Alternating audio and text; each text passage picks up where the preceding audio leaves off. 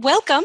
I am Sarah Rabaya, Curriculum Design Strategist and Webinar Coordinator at ASRM. This is SRBT's webinar from the Career Development Series for 2021. This journal club is brought to you by an expert panel with Dr. Sangita Jindal spearheading the discussion. Before we begin, please note this webinar was developed by the Society of Reproductive Biologists, Technologists, and the American Society for Reproductive Medicine as an educational resource and service to its members and other practicing clinicians. While this webinar reflects the views of the panelists, it is not intended to be the only approved standard of practice or to dictate an exclusive course of treatment.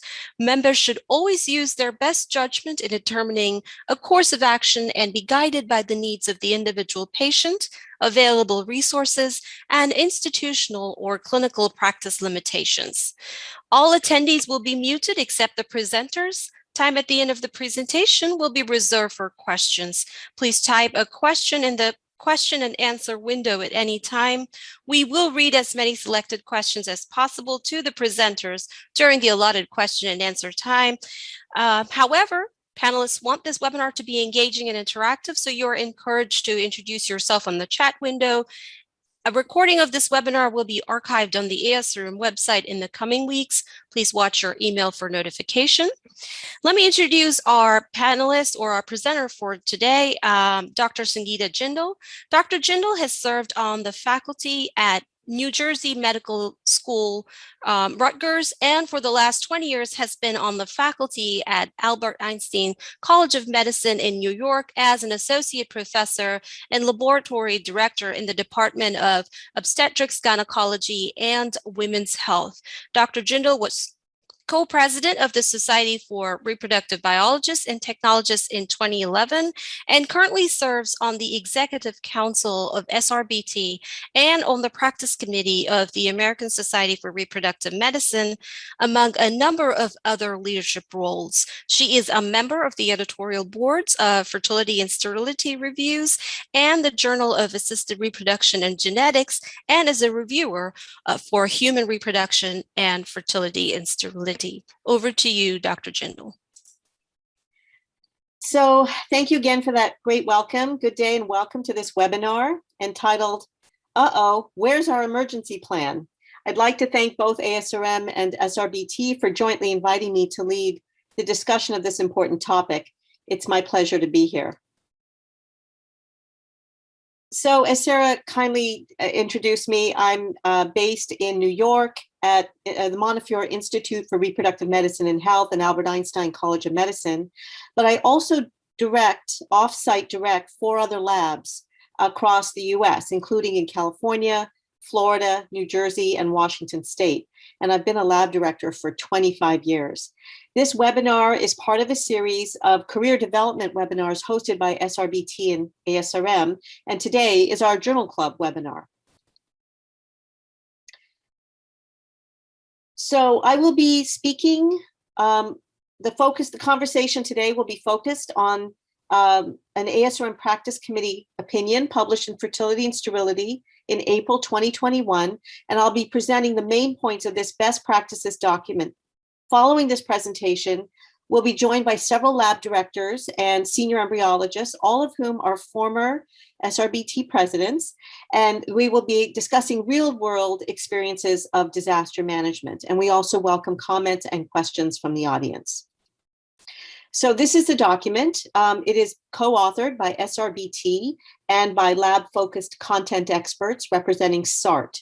I encourage all of you to refer to the document directly for the full scope of recommendations for creating a customized plan for your lab. So the learning objectives for this discussion are several. This talk has been divided into 3 parts. At the end of today's talk, I'm hoping the audience will have learned the essential elements of an emergency plan. They'll know how to develop an emergency plan and will be able to locate emergency and disaster planning resources in their area. I have nothing to disclose. So I was a Girl Guide back in Canada where I grew up, and the Girl Guide motto followed me right up to and into my career as a lab director. And that motto is be prepared. That is very much the philosophy of lab leaders and lab directors. Being prepared, though, is a mental exercise that is often complex and fraught, and it makes us consider all worst case scenarios. So today we're hoping to break down the process and provide guidance and a checklist that the lab can follow to create this critical document, this disaster management plan that is customized for their lab. So what sort of emergencies are we talking about that require actions to be taken? Well, there are emergencies such as a power outage or an equipment failure, natural disasters such as flooding or smoke situations from forest fires, and of course, pandemics such as COVID-19. Your disaster preparedness plan should always be in writing and should be easily accessible to all staff. The plan should be multidisciplinary, and all departments within the program must be aligned in terms of goals and implementation of the plan. The medical director has the ultimate responsibility, so they must be included in devising your disaster management plan. The lab director is often the one that initiates and develops the plan. And finally, your practice administrator works with legal counsel, clinic staff, in addition to lab staff. They help disseminate the plan to all the staff. They must also be involved so that they can review it annually and share it with their staff. So the main goal of the plan is to ensure safety. So number one, to my mind, is safety and protection of the program personnel, safety and protection of the patients, safety of the fresh tissue, that is to say, whatever's in the incubators, safety and preservation of the cryopreserved tissue, whatever's in your cryo storage tanks. And last but not least is security of your equipment and your records. We are moving to an EMR-based system in general. Most labs have done that, but they always still rely on paper. And there are legacy records for patients that are so precious and irreplaceable in many cases. So these also have to be protected. So where your program is geographically will help determine the focus of your plan. So my lab in New York focuses on preparedness for blizzards. My lab in New Jersey focuses on floods. My lab in Seattle focuses on earthquakes. And my lab in Miami focuses on hurricanes. The lab in California focuses on air quality due to forest fire smoke. In addition, all of these plans in all my labs focus on power outages. Another key disaster that needs a plan of action is lab errors. That is another major topic and is beyond the scope of this discussion. So we all have alarm systems that we install and we test in case of emergency. However, during a true emergency, depending on what it is, communication may be impossible by usual methods. If the power is out, cell towers are out, how can we communicate? The plan should be in place and carried out before all communication methods are unavailable, and then decision-making becomes unilateral or happens in a vacuum. So you do have to evaluate whether phone, fax is it's a little analog, but that is an option. Cell phone, absolutely. Texting, email, and access to your EIVF or EPIC system in order to check what the patients are coming in for, what you're recording, what's happened to their cases. If you have a computer that's available to you during an emergency, that's something to consider. The elements of the plan are included here. So the plan should address options for lockdown, when you really should not be traveling to the lab, options for evacuations, when it's very dangerous to be in the lab area and people must be evacuated from the site, who should be notified, medical director, practice administrator, and so on. And of course, all plans are predicated on state and local laws, on FEMA requirements, and on accreditation requirements by CAP or the Joint Commission. So safety of personnel and patients often does involve an evacuation plan.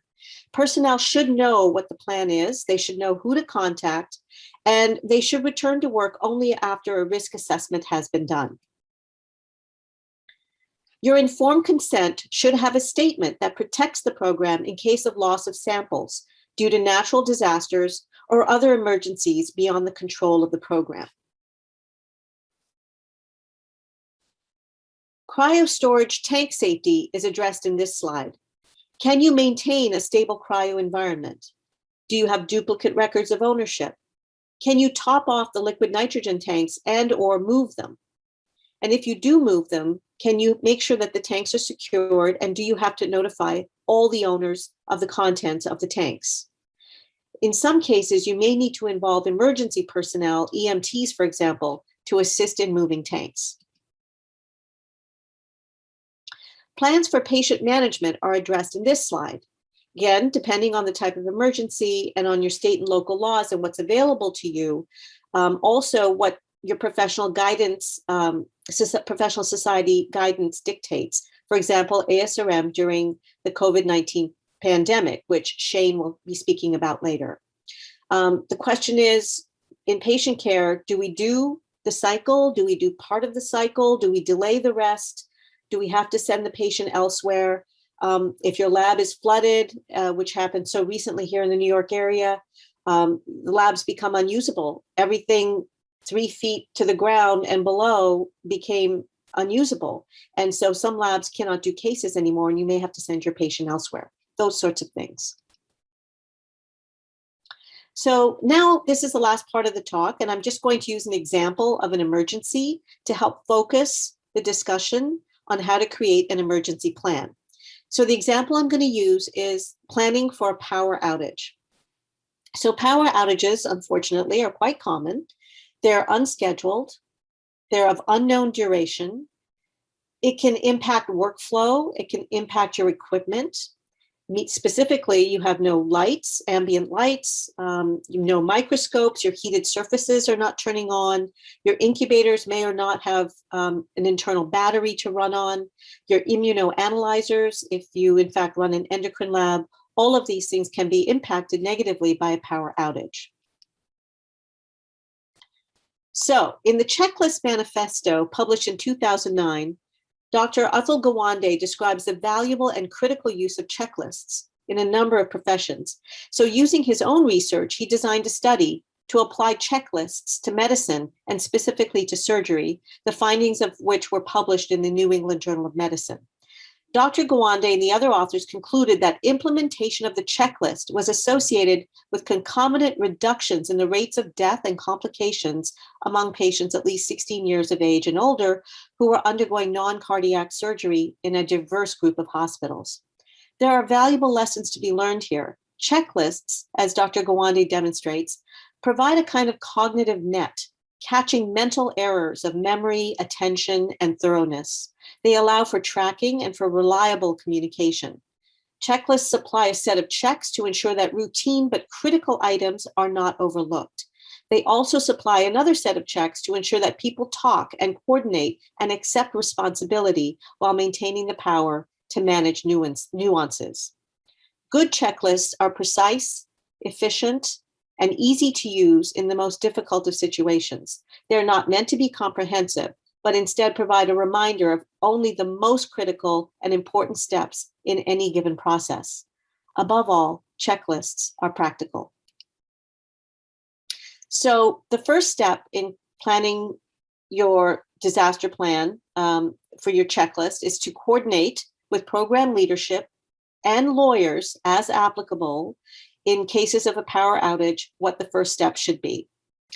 Aligning changes to patient treatment plans is key. Again, medical director, practice administrator, your legal counsel, the laboratory, all of them have to plan. Step one of your checklist is what we should do for patient care during a power outage. Step two, the plan in the lab is all about the generator. So again, the checklist for your generator. The following should be plugged into outlets at a minimum connected to a generator. Your emergency lighting, your incubators, micromanipulation microscope, your laminar flow hood with a stereoscope, and your alarm system if possible. Is your generator working? Do you know where it is? Do you know how much fuel is in there? Has it been topped up recently? What is your runtime on a full tank of, I don't know, oil, natural gas, if you happen to be on a city line, that's excellent. How long can the generator support lab functions for? How many hours? Be aware that your airflow, air exchanges, and positive pressure in the lab will be negatively impacted by a power outage. Step 3, are all the lab procedures canceled? These are questions you have to address in your plan. Is patient treatment discontinued? If it's a state of emergency or an evacuation, all of which we've been through, do you cryopreserve whatever cannot remain incubated? Certainly, I know in my plan, we always advise to work quickly in case the situation changes. It's very fluid and you want to get done and not delay. Top off your liquid nitrogen tanks. The reason being a lot of tanks, the fuel lines are electric and it's impossible to get supplies later if you aren't able to bring trucks through, if you're not able to get power for fuel to your generator, anything at all like that that's electric, you really need to top that off right away. And you should evacuate all personnel so that everyone is safe. Once the emergency is passed, you should confirm that all equipment is working normally. Refill, of course, all your liquid nitrogen tanks and resume clinical care of patients and their embryos. And finally, don't forget to refuel your generator. These are some of the elements that require some research and effort in planning for a power outage. What communication methods are working? Did you try and phone? Was the phone towers down? Was texting working, but email was not? Who needs to be included on the communications? Maybe you should have a thread already set up so that it's automatically going. You don't have to search for people's phone numbers at the time of an emergency. You already can just plug and play. Local regulations impacting your program. If you know that they restrict travel, for example, or bridges in this area, you can't cross bridges in certain emergencies. Those are the sorts of things you have to be aware of. And of course, the severity of the outage and the risks, safety risk to personnel is absolutely paramount. You really have to be careful that your staff feel like you're taking care of them and you're not putting them in any way in harm's way in order to answer the needs of the patients. And that is a little bit of a summary of the disaster management plan that was published in FNS in April. So I'm done discussing the paper, and I'd like to open it up now, I think, to the panel. And I think Brad Milette, who is our SRBT president, is going to introduce all the panelists. Great. Thank you, Sangita. Thanks for a lot of that great information and a well-written article by the practice committee. Our panelists today are, of course, Sangita, who just gave a great review of that article. And first up will be, I'll just give some introductions to our panelists today. So Carli Chapman, she's a lab director serving in the Chicago area for more than 30 years. She's currently with the Reinhardt Fertility Center in Hinsdale, Illinois. She's very active in the art community, involved in ASRM, SRBT, CRB, and CARA, chairing or co-chairing many educational opportunities within these organizations, as well as serving on their boards and committees. Our next committee panelist is Shane Zozula. He's a senior embryologist who is dedicated to the field of art for 20 plus years.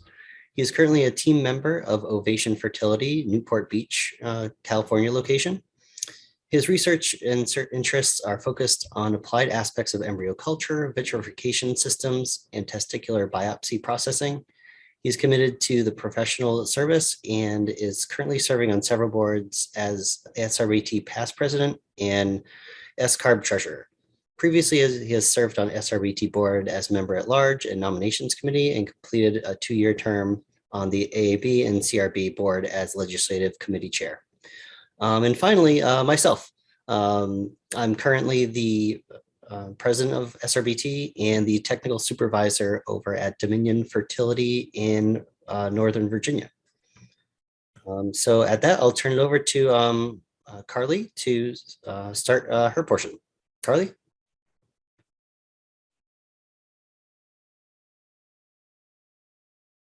Oh, Carli, you got to Yeah. unmic there. There you Okay. go. Nailed it. So I'm here to kind of tell you what the best laid plans of mice and men may not work. So I'm going to tell you about a power outage of which we felt like we were completely prepared for. We had a huge generator, 36 hours of power in that generator. You know, it's the size of a semi-trailer outside our lab. Everything's plugged into red plugs, and we think we are just sitting pretty. Not really concerned about power outages. So there was this horrific storm that came out of nowhere that was really a terrible storm. And fortunately, I happened to be in the office because normally everyone would be gone by 4:30 in the afternoon. And the electricity went out.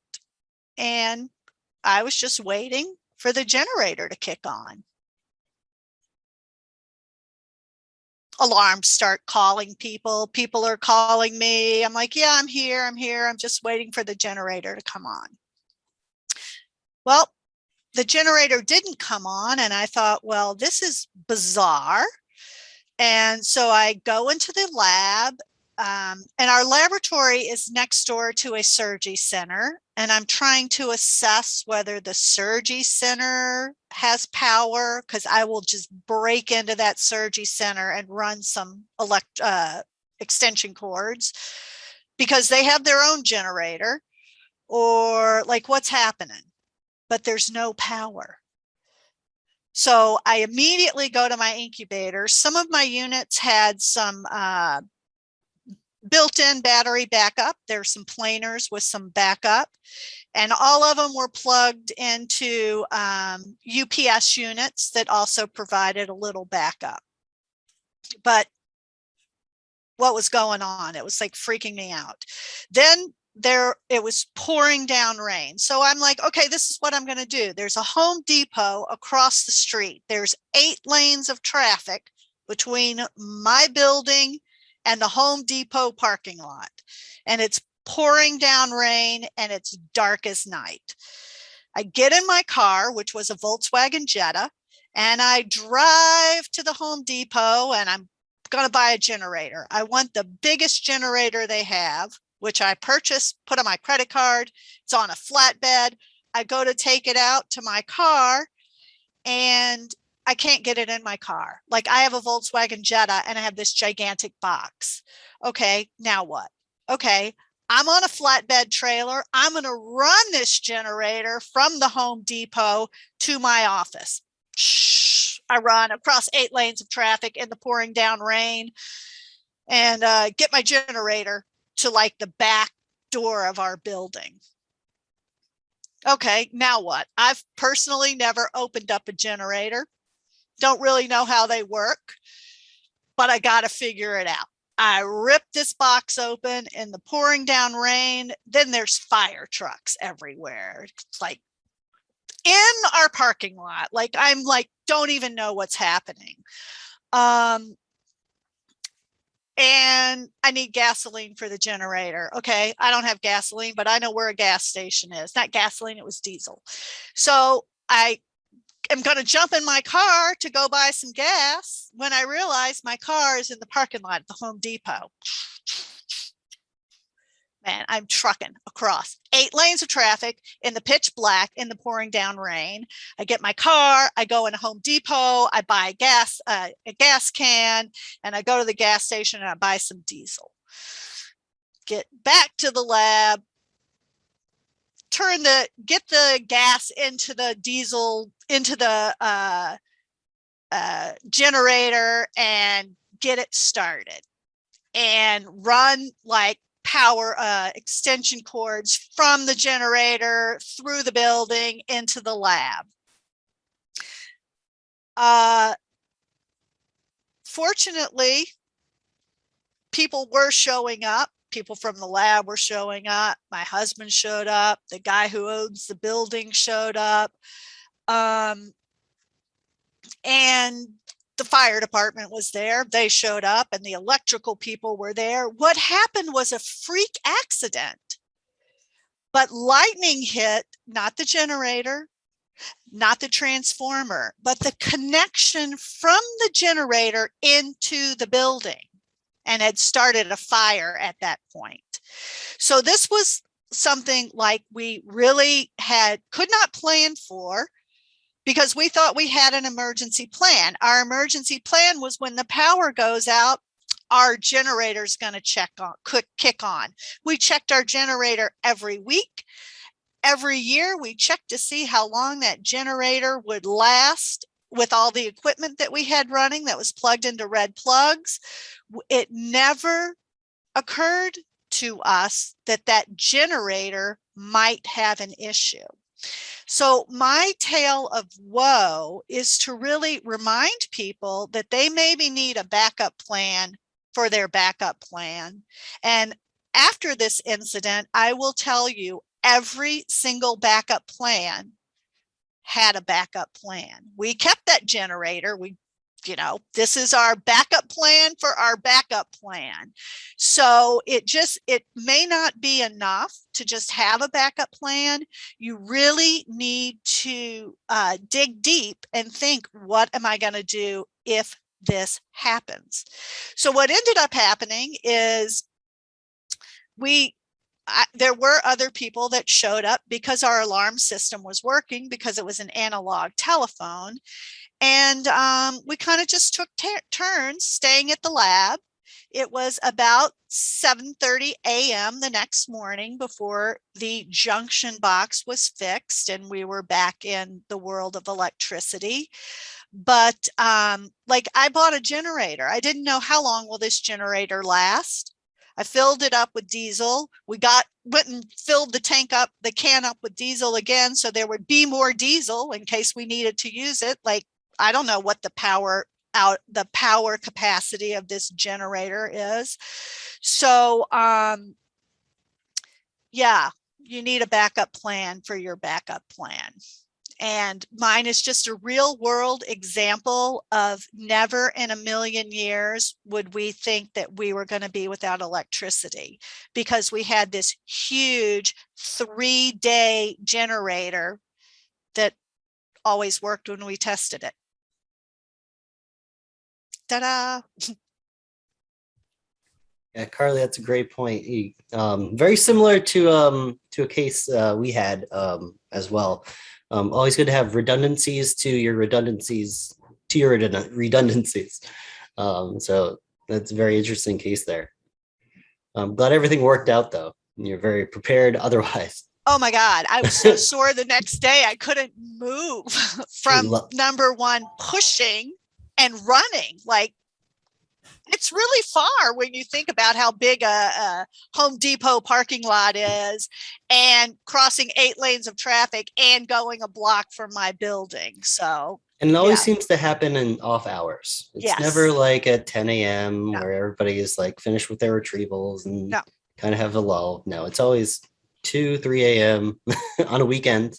Carli, I think that was one of the first stories you told me when I met you. And I'm like, oh my God, that's so epic. I will always know you for that story. That's an amazing story. And you're so right. You need a backup for your backup. And even if it's not a second generator, it's like a plan of action. Right. You need a backup for your backup. I looked in my lab and I'm like, okay, this is what I have. I have some units that have what I know is a 2-hour battery backup. Plus, the UPS unit gives us about 40 minutes. So I have 2 hours and 40 minutes to figure something out. Moved everybody into a unit that had a battery backup. But 2 hours and 40 minutes. I had to come up with a plan. And that is where really working through what your equipment is and what you need to do ahead of time will help you with your plan. Like, I'm going to move everything, and now I'm going to figure out what to do. Wait, there's a Home Depot right across the street. This is what I'm going to do. I'm going to take my credit card over there, and I'm going to buy the biggest generator they have on the shelf. So it's like you almost have to MacGyver the situation. You're yes. like, okay, what do I have? What can I work with? And how can we buy us some time until like the service folks can show up and Carli, actually. did you tell your medical director what you were doing? No, I did not Oh. have time. I was freaking out. Yes, At the fair time, enough. I was just You're like, right. I need to get power here. Yeah. Now, after I got the generator going, yes, I made some phone calls. But at the time, it was just, I got to make this work. Yeah, I hear you. I get it. I worry about lab people who are making these decisions on their own without absolute explicit support. So really, as soon as you can, Good.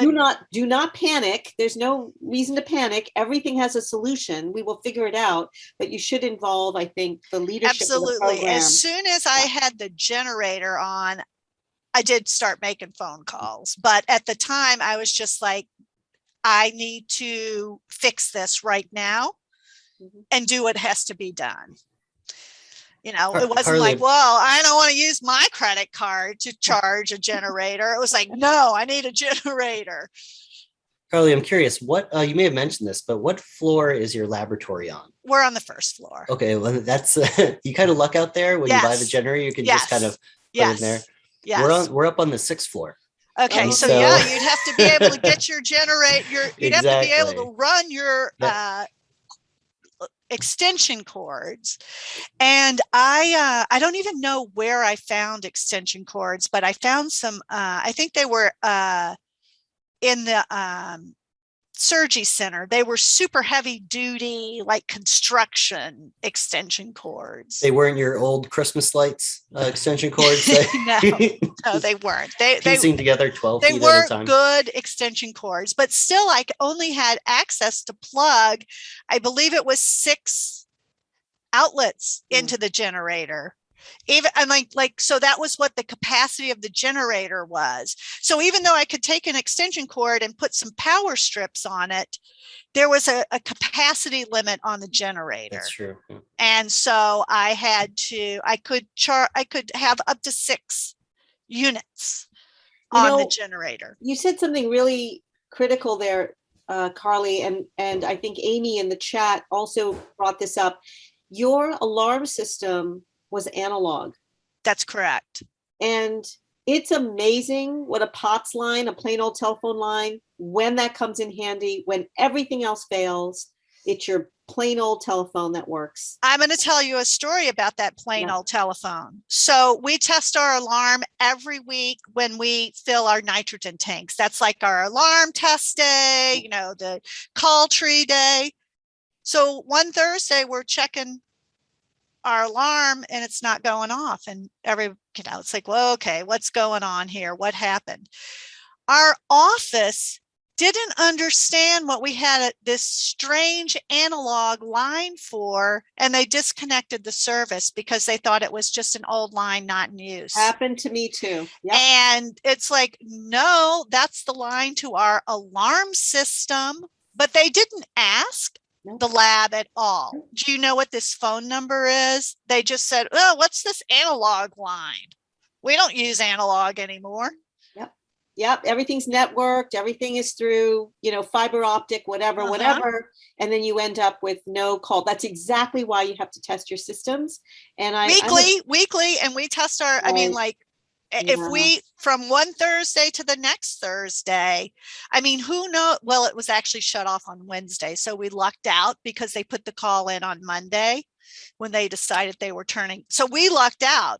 But had we not be testing our alarm every week, we would have not known. Right. Yep. And that would have been a disaster. And so, Carli, when you were running your generator, outside, were you plugging it through like a backup battery to kind of filter that power into your incubator? Yes. Yeah. Yes. So I did put it on a power conditioner, There you go. and I did put it as far away as I could because it was diesel. And it was outside, but the door was cracked open a bit where the cord was coming in. And then there are 4 doors into the lab from the place where the generator was, but none of the doors were completely shut because I had to get the cords through. So I guess you just got to do the best you can. Right. We cranked up our Coda towers, and it was, an emergency. Sounds like an exciting 12, 16 hours. Well, thank you for that story. That was pretty amazing. So up next, we'll have Shane Zazula. Shane. All right, I will talk a little bit about, I guess, my experience with the pandemic that we were all prepared for and all had actions in play, because I'm sure all of us had in our back of our minds that at some point in time we'd have a pandemic. So everybody had SOPs and procedures for that, right?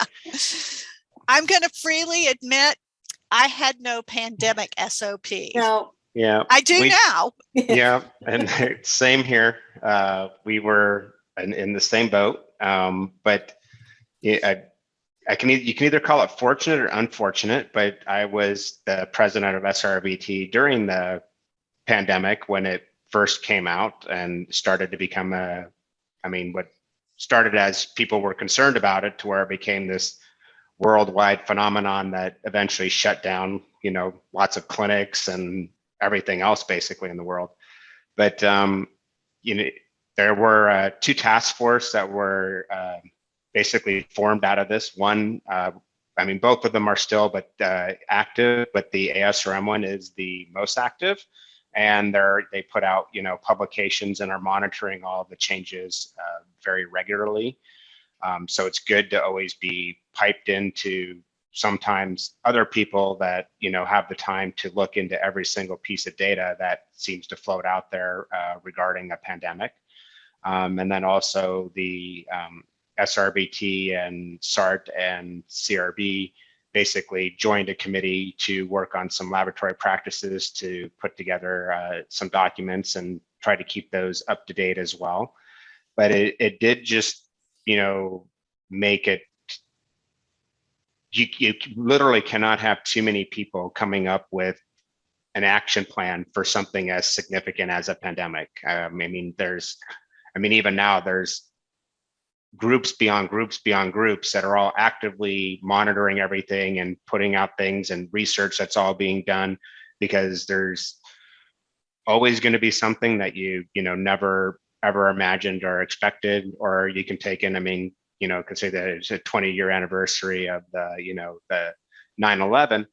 Same thing. Did anybody ever think about the fact that a plane would be flying into your World Trade Center towers, and nobody ever thought about that? So if there's anything that seems to be a constant reminder, is as much as you're ever prepared, you're still going to be a little bit unprepared. But the important thing, I believe, for everybody to take out of all action preparedness plans is that you need to know who to call and how to activate something when you have to think quick and try to implement, like, Carli had to do, and had to quick think on her feet, quick, because what if in that particular case, it wasn't just her building, and then all the generators were gone because she was thinking about it and thinking about what to do. And, 2 hours later, it's like, oh, the last 3 generators were bought at Home Depot, and, she didn't have access to a generator. So, and I've heard that from some places too, when, especially like the hurricanes and those kind of things, when basically entire communities get wiped out and trying to track down a generator in that big, time frame, good luck. So that's just my little bit to add. We all have these stories that go beyond stories, and things that you have to make do with, and you get creative, but you just have to be prepared and, make sure to, if you don't have a plan beyond a plan beyond a plan, there needs to be at least a good plan in place to know who to call and to try to work on a plan, because there's always going to be something you missed. That's the thing that I've learned in my massive years of experience is every time you think you've seen it all, you will be surprised. Yes, isn't that the truth? And I want to just say one thing about having a plan. You actually need like a call plan, who you're going to call, what order you're going to call, and also when there are weather disasters, it's very easy or that your cell phones won't work. When there's a bombing in Boston, they shut down all the cell towers. You also need to remember that your plan needs to include a plan other than cell phones, because cell towers go down and they get shut down by the government if there's any threat of terrorism involved. So, we're so used to our cell phones always working, but in an emergency, they may not. Yeah. I think And that's a really good point. I think texting seems to work, but not Email cellular. works sometimes. Yeah, sometimes. But cell phones tend to be spotty in a true emergency, weather related or terrorism related. Yeah, so weather related, I feel like there's a bit more control with that because we get the reports in advance. We know when it's going to hit, if there's fire, if there's a hurricane, if there's a flood, if there's a blizzard. So our reaction usually is to dial down patient care and to minimize visits in and out of the office and take a look at what's in the lab and see if we should freeze everything emergently at whatever stage it's at, or cancel freshes, or move everyone to FETs, or what biopsy, but one person only, or you can do it in advance. But a true emergency like a bombing or lightning strike or something like that, yeah, you really have to think on your feet. Yeah. And it's like in California where we have lots of fires.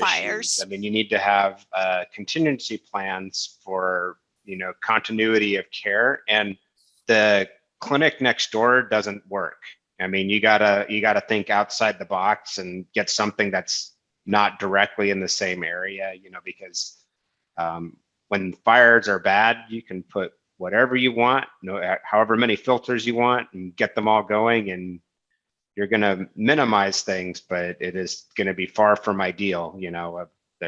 I've heard it from many different places in California where they've had the issues with fires, and everybody's comes to some quick decision on how to do things, and usually try to buy as many portable air filters as you can. But if you don't have them in place and a disaster happens, you may not be able to get access to those things. So as much as having the catastrophe plan in place for what you hope never happens, but may happen, if you don't have everything in order, it may be too late. You might not have the option of getting things. If you don't have the generator or backup generator for your generator, it says if it's a real disaster and you need a generator, you may not find one, because if you've ever been in a Home Depot, they don't exactly stock 12 of those things in their in the warehouse at the local Home Depot. So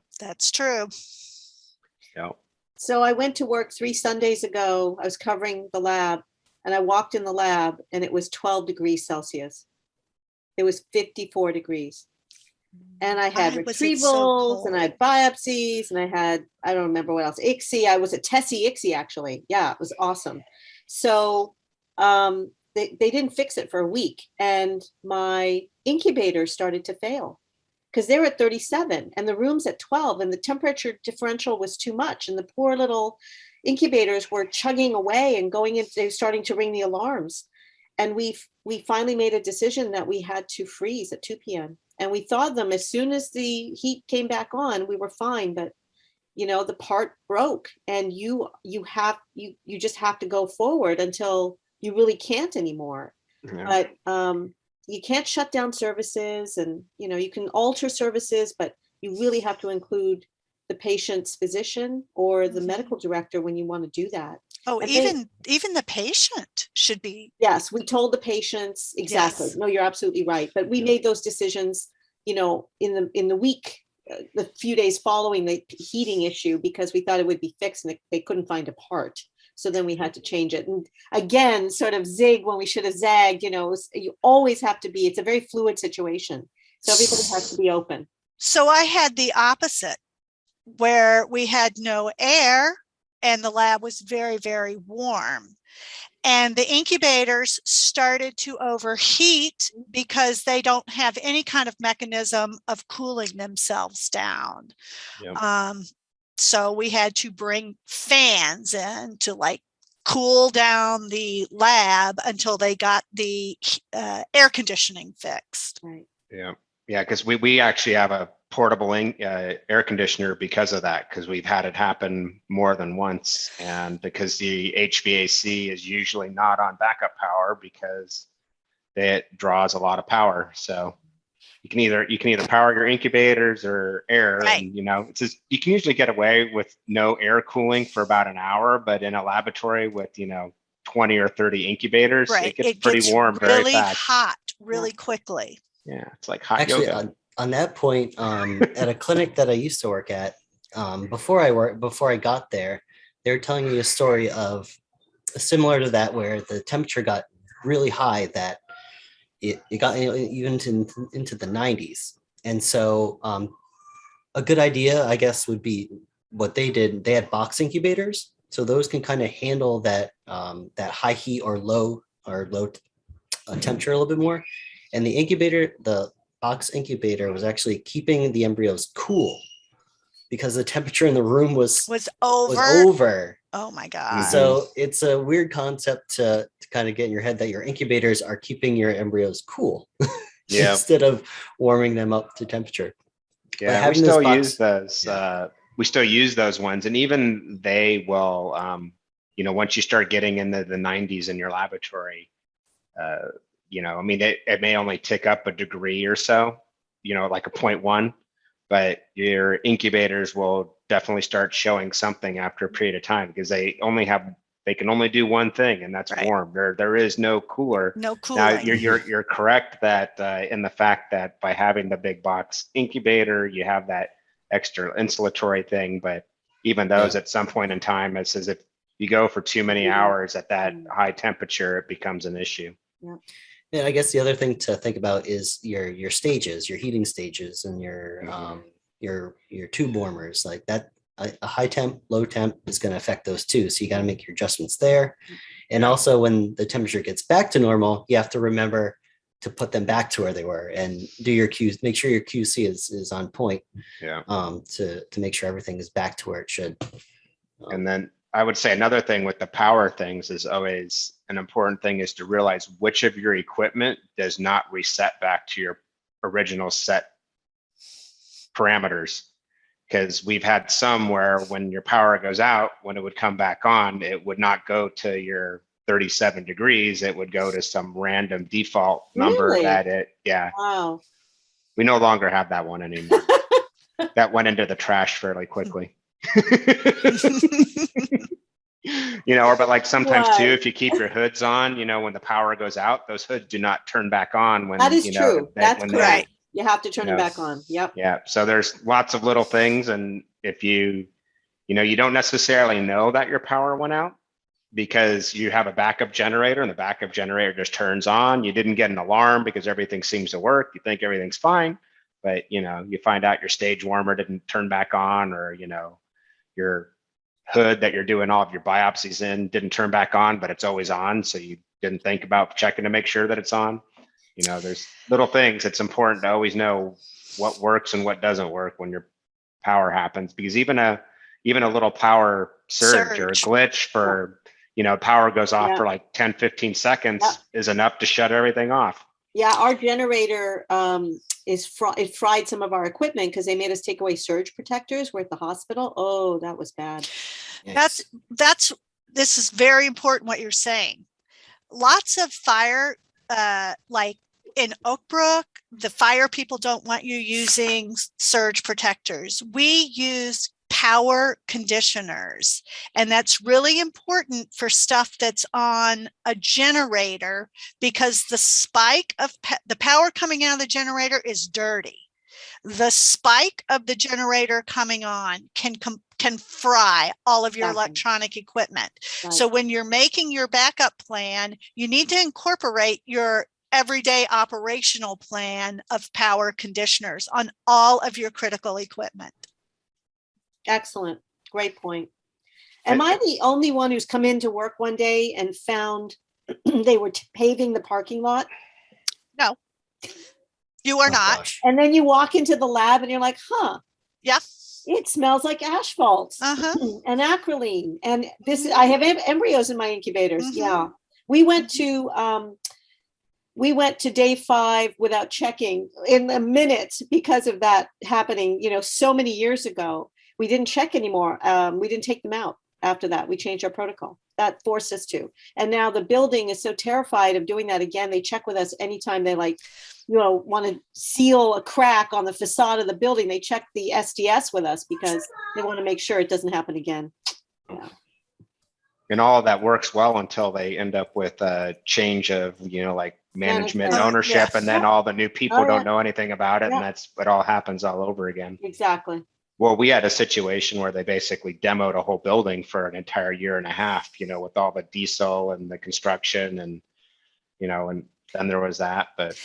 So there is a question about shortages of supplies during the pandemic. I'm going to tell you, everyone is in the same boat trying to get supplies. Some facilities don't have a big stock. And I've been loaning out supplies to people, because I've always had a nice par level, and I've always been like, what if I can't get this? But I think everyone is having issues with supplies. Specimen cups, is my new thing that I can't get, or pipette tips. For, it's like 3 months to get 10 microliter pipette Or tips. the Falcon 2099 blue cap tubes. Yes. Forget it. They're shipping in February. So yeah, I think everyone did have an issue with that. So I think we have somebody who wants to share. With Albert? us there. Hi, Albert. Hello, everybody. Hello. I don't Hi. know whether you can see me or not, but I guess you can hear me. Yep. Yeah, that's definitely one of the issues that I had to scout, because we use a lot of cryo vials in our sperm bank, and you cannot freeze anything if you don't have your supplies. And I've learned very quickly that every manufacturer that I checked with had no basic ingredients. So, and of course my techs are used to a particular size, a particular manufacturer, but we're able to get through with it. So how much you keep on hand is anybody's guess. Could it happen again? Sure, can happen again. Same, by the way, during the, I'm sorry if I take another moment. No, go ahead. Go for it. Liquid nitrogen. So I checked with our supplier during Sandy, and luckily I found out that I said, so what if the highways are closed? What do you do? Because we don't have I don't believe in big tower, but that's my opinion. So I have a lot of 260s sitting around that need to be refilled. He said, sure enough, we do have the next facility in Pennsylvania that's 50 miles away, and we do have a backup plan. So I had to get some assurance that I will get my weekly supply. And he said, we'll go as far as possible to get your supplies in, because you're not the only one depending on supply, whether it's oxygen or liquid nitrogen. Hospitals depend on that. They will run out eventually. So that's one thing you should check with your liquid nitrogen supplier, is that do they have a plan for you and you're satisfied with it? That's a very good point, Albert. And how long can you keep up? How much of a backup supply do you have? Yeah. So I have what I call a week supply. That's what I keep on hand. But, you know, it's, so you have to look at all those daily things, as you pointed out, Sangita pointed out, Carli, you pointed out, you know, everything is there, but did you ever try it? That's the question. Yeah. It's like a generator. There is a test every hospital has an emergency plan in place. You know, when they used to take us out to see whether we responded to the alarm system, well, guess what? We do that too. I go in the lab and remove a probe and see whether we get the alarm working. Oh, yes. So we used to be on analog. Now I'm told, hey, satellite works well. I said, well, you know, it seems to be working. All right. Do I have faith in it? I hope. But I'm only an hour away, and hopefully I'll get a ring-a-ding if I have to, even if it tells me that there may be a problem. We just monitor every 15 minutes takes a reading. So anyway, that's my little 2 cents. No, definitely good points. Thank you, Albert. I do have something to add. Being an offsite lab director, it's always a little scary for me. And in an emergency, I really have to make sure my staff is safe. That's really, I always feel like that's the first thing, that people should not be going into the lab, should not be trying to get in, should not be stuck there, you know, in danger of not getting home, whatever. So we try and minimize cases, but if they are there, we do have to have an emergency plan that's robust. And I have to be able to get into the online portal for their emergency systems to see what's online, what it's recording, how often it's been checked, so on and so forth. I think as an offsite lab director, that's important. You know, I cannot respond to an alarm across the country in that moment. So I have to, you know, have a plan in place and be able to be reached exactly by phone, hopefully by phone. Yeah. And then I think another good thing, just with respect to your analog lines, like we all think they are the best thing, but how many of your lab personnel actually know where the analog line is? They know there's a alarm system plugged into it, but if all the cell phones are down and your digital lines are down and the only line that you have is the analog line, who could actually find the analog line if they needed to plug into a phone to it? Do you have a phone in your lab that you can plug into it? Because yes, we do. And oh my God, right in the corner next to the alarm. Yeah. You're good. You're so good. Yeah. So it's, you know, all those little things that, you know, right. I mean, you could have everything in play, and if nobody knows where it is, because that's correct. The one person that's not there doesn't know, you know. That's correct. Yeah. Yeah, the when Albert was talking about liquid nitrogen supply, that's kind of the thing that scares me the most in a kind of more like further away thing. Like, what if there is some kind of like event that occurs or situation where you can't get liquid nitrogen for several weeks or even longer? I don't know what situation that would come in, but it would have to be a very large event. But like your cryo system or storage is the biggest liability you have, where you have your most eggs in those little baskets. So like if something were to happen to that supply, that would really, really affect and hinder our field for sure. Yeah, which makes it really hard just to want to jump on board with some big vapor storage tank, because if you don't have the liquid nitrogen, you don't have the vapor. You know, it's just, if anybody's tried to wait for a, you know, one of those 35-liter tanks to actually go empty, you know, because we've left them with the lids off. It takes a long time. So, I mean, you may be, you know, maybe below your ideal threshold, but it is still going to be, right temperature. And you can't really stockpile liquid nitrogen like you can like physical supplies. So that's just going to burn off eventually. No, like, exactly. like your tanks. I am told that in Europe and so on, it's all vapor. But Albert, you probably know better than I do, that we're kind of slow to the party, late to the party with still doing liquid in IVF labs. Is that correct? Well, you know that I store in vapor. At least I'm a vapor believer, and I started before the creation of those fancy tanks. I always had my samples, at least for our own client depositor. If any of you transfer to us, we have to adopt your system, which is submerging under liquid nitrogen. So that much we have to maintain because of liability and you know, you want to keep it in the same vein, so to speak. So with our samples, what I created is platform above which we keep, let's say, 35 centimeters of liquid, and older sample are above it, but we can only keep them so high, and we maintain a vapor phase because we can check the temperature and put the thermometer at the highest level of the tank so that it has a self-fill effect. But I mean, it's not the best condition, but now you can buy the so-called vapor tanks, which have run into a problem. I happen to be next to them, one of the manufacturers or repairs company. So one time I walked in and they had a lot of CBS tank. I said, Cryo Fab manufacturer CBS? No, they're having a bit of a problem, and we're revamping their system. So that too needs to be evaluated. Or automated. I've been involved with a company that wanted to make, and you may have heard of them. I think RMA has them, which is the automated arm that goes up and down, lifts the samples that you go to your computer. It will pick up the sample, bring it up tomorrow. to the server. That's a tomorrow robot. Yeah.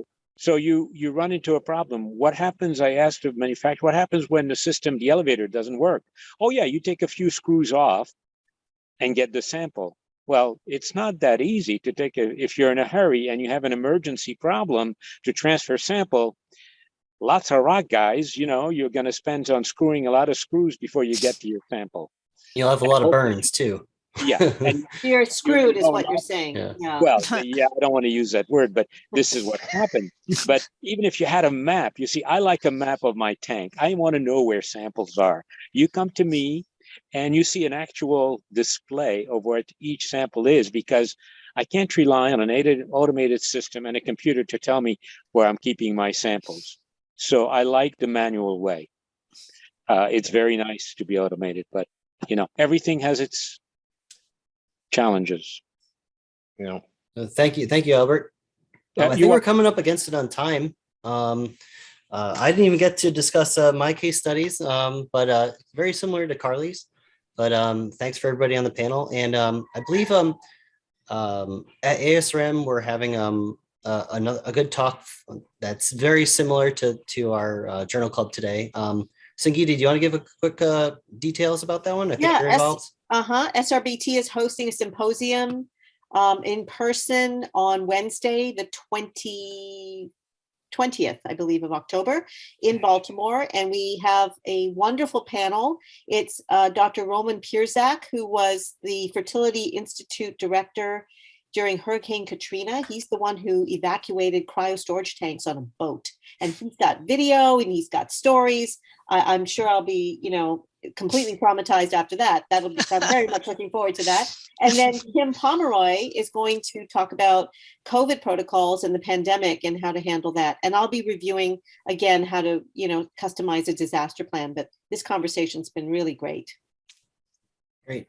Well, thanks, Sangita. I think that talk's going to be really well received at ASRM. And so I guess we're going to conclude our journal club for today. We're hoping to continue it in the future. We have to work with ASRM, but we're going to try to continue it on a monthly basis. So look out for that from SRBT. And thank you to our panelists and to participation from the attendees. So with that, thank you, everybody, and take care. Bye. Thanks, Brad. Bye, everyone. Bye, Thanks for everyone. joining. Bye. Bye.